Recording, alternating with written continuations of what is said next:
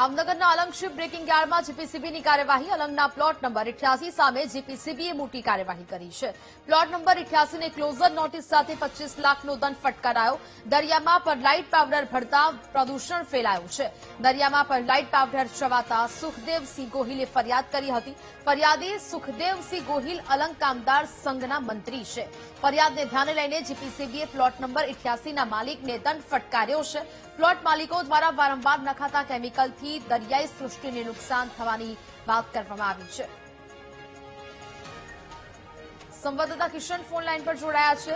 કિશન, ભાવનગરના Alang ship breaking યાર્ડમાં જીપીસીબીની કાર્યવાહી કરવામાં આવી છે, શું વિગત? વાત કરીએ તો ભાવનગર અલંગ શિપિંગ જે સાયકલિંગ યાર્ડ જે આવેલું છે ત્યાં પર્યાવરણને નુકસાન પહોંચાડવાના મામલે ગુજરાત પ્રદૂષણ નિયંત્રણ બોર્ડ છે તેના દ્વારા મોટી જે કાર્યવાહી છે તે કરવામાં આવી છે અને દાખલારૂપ આ જે કાર્યવાહી છે તે કરવામાં આવી છે।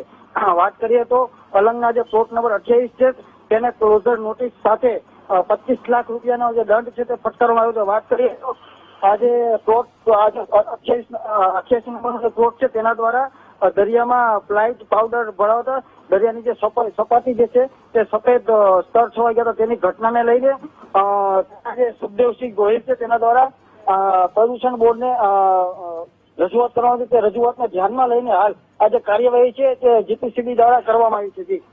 બિલકુલ કિશન, જાણકારી બદલ આભાર।